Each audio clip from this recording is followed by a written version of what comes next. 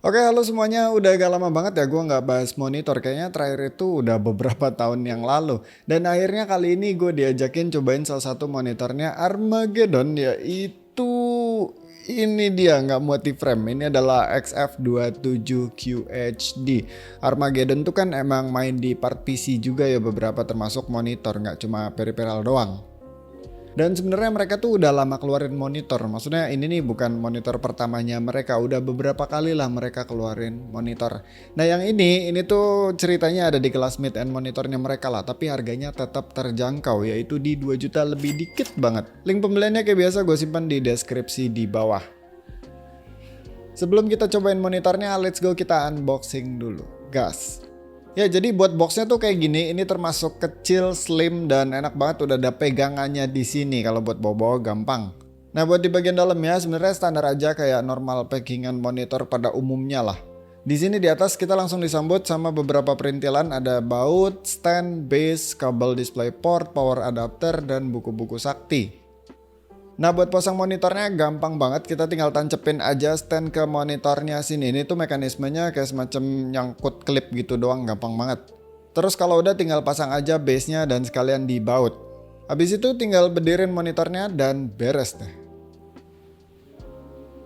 So, buat di harga 2 juta di sini kita dapat panel 27 inch IPS flat dengan resolusi 2K, G-Sync compatible, 5 millisecond response time, flicker free, low blue light, dan refresh rate-nya dia ada di 100 Hz.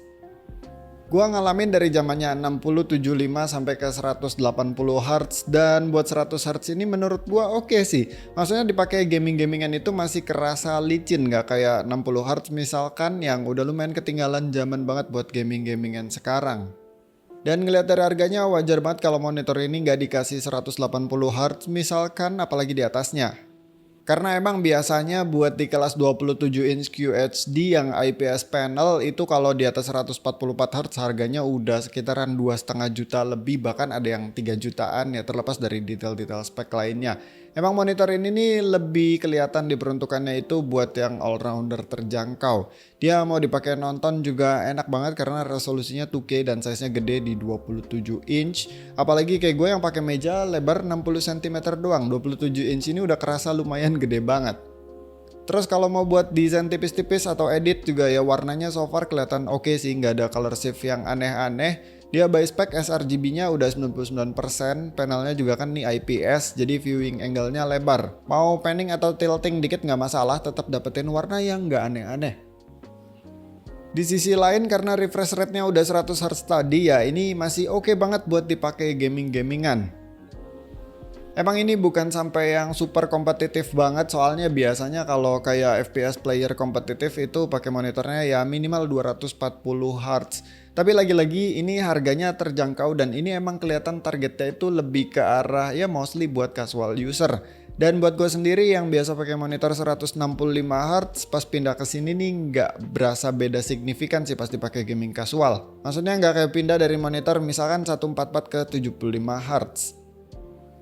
Sejauh ini Armageddon emang belum masuk ke pasar monitor yang refresh rate-nya super tinggi banget ya. Setahu gua yang paling tingginya itu ada di 180 Hz, tapi itu size-nya 34 inch. Lebih cocoknya buat racing game daripada buat FPS kompetitif. Soalnya kalau buat FPS kompetitif udah kegedean banget tuh 34 inch. Anyway, balik lagi ke XF27 QHD. Dia ini dari segi desain juga bagus, udah preset frameless dengan dagu yang gak tebel-tebel amat. Emang sih ini blackoutnya tuh masih agak tebel, tapi ya oke lah. Sisi belakangnya juga cakep, slim kayak gini, kecuali di bagian bawah yang mana ini wajar agak gembung karena buat naruh-naruh PCB. Di sini dia juga udah ada VESA mount dengan ukuran 100x100. Kalau mau pasang ke bracket udah pasti bisa, apalagi ini portnya udah proper banget, dia semuanya ngadep ke bawah, jadi nggak akan mentok ke tembok kalau mountingnya itu ke tembok. Buat portnya juga ini udah lengkap, dia ada jack audio 2 HDMI, 1 DisplayPort dan 1 DC port. Lanjut buat kontrol OSD-nya dia masih pakai button kayak gini, belum yang pakai joystick, tapi opsinya lumayan lengkap. Di sini ada crosshair buat nge-cheat nih kalau pakai sniper. Dan buat di menunya sendiri ada soal picture yang isinya tuh brightness kayak gitu-gitu. Terus ada pengaturan soal colornya, ada pengaturan soal gaming-gamingan juga yang isinya aspek ratio dan lain-lain termasuk FreeSync G-Sync-nya. Sisanya di sini ada setup dan information. Secara penggunaan sebenarnya nggak ribet sih ya, karena navigasi menunya tuh ya normal-normal aja, nggak terlalu banyak masuk ke dalam. Buat fitur lainnya palingan dia udah ada speaker nih. Gua nggak tahu berapa watt karena nggak nemu di speknya, tapi coba denger dulu suaranya.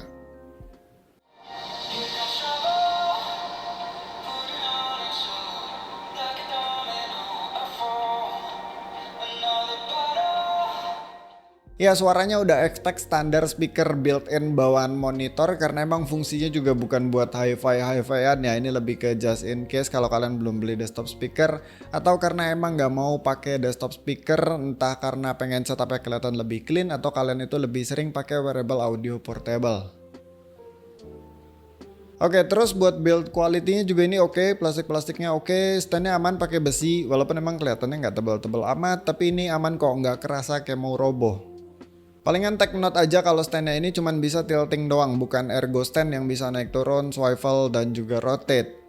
Tapi kalau ngeliat dari harganya ini wajar banget, dan enaknya justru karena standnya dia bukan ergo jadi bisa dibuat kecil kayak gini. Gua pakai desk shelf yang lebarnya 22 cm jadi berasa masih lega banget, padahal monitornya tuh udah gede di 27 inch. So paling itu aja sih sedikit highlight dari gua. Overall ini monitor emang kelihatannya pengen ada di tengah-tengah ya. Dia nggak main di kelas 27 inch IPS QHD dengan refresh rate di atas 144 Hz, tapi dia juga nggak main di kelas 27 inch IPS QHD dengan refresh rate 75 Hz. Emang dia ini positioningnya kayak bener-bener di tengah-tengah dan lebih nyasarnya ke all-rounder terjangkau tadi. Size-nya gede, resolusinya gede, buat nonton oke banget, tapi buat gaming-gamingan juga masih oke dengan harga yang menarik banget. Malahan kalau kalian beli pakai kupon-kupon kayak gitu, ini monitor harganya bisa nyentuh di bawah 2 juta rupiah, jadi cuma sekitar 1,9 jutaan. Pokoknya nanti kalau ada info voucher-voucher atau informasi tambahan lainnya dan link pembeliannya, semuanya bakalan gue simpen di deskripsi di bawah. So sampai sini aja videonya, thank you yang udah nonton, sampai ketemu di video selanjutnya. Bye.